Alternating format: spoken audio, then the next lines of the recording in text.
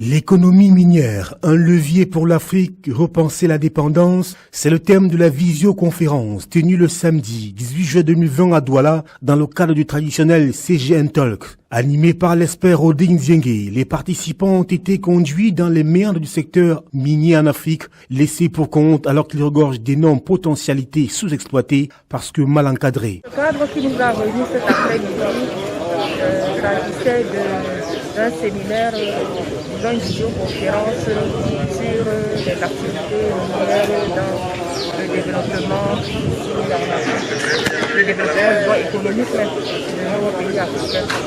C'était très enrichissant et ça a permis d'avoir une idée sur le cours de minier, sur les différentes procédures pour aboutir à un contrat minier et également ça fait ressortir toutes les différentes difficultés que nous rencontrons pour les pays du Sud à pouvoir jouir des retombées de cette activité fort lucrative qui est l'extraction minière. Vous savez, l'Afrique regorge de potentialités minières et ces potentialités jusqu'à date étaient contraintes par des accords coloniaux qui continuaient à persister.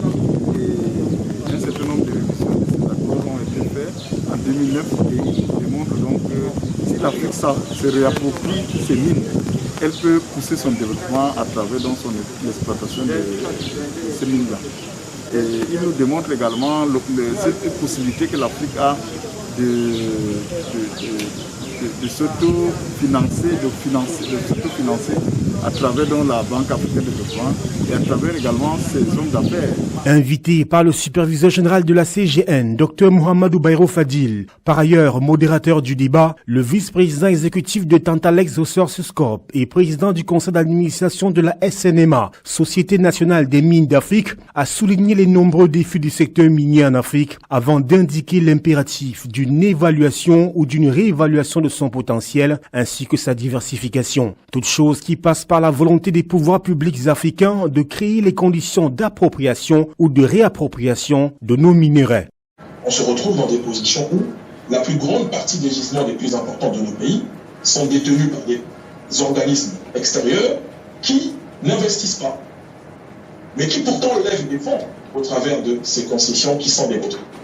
Donc, pour moi, je pense qu'à partir de ce moment-là, il faut que les dirigeants, comme je l'ai dit tantôt, soient conscients qu'il faut accélérer le processus d'appropriation ou de réappropriation de nos ressources, pas que par la parole. Pour le conférencier, les mines font partie des secteurs porteurs du développement du continent africain et les richesses nombreuses du sous-sol, or, bauxite, fer, uranium et tessera devraient être capitalisées, surtout en cette période difficile de coronavirus, dans le cadre d'un partenariat gagnant-gagnant avec les entreprises étrangères exploitantes de ces gisements de minerais. Aussi, promesse sera faite d'aider quelques jeunes de la CGN pour une formation dans le domaine des mines afin d'acquérir le savoir-faire requis pour booster le développement dans ce secteur. Le superviseur général de la Ligue Association CGN continue à nous faire profiter de son carnet d'adresse. Il fait profiter non seulement à la communauté du CGN qui a plus de 70 ethnies,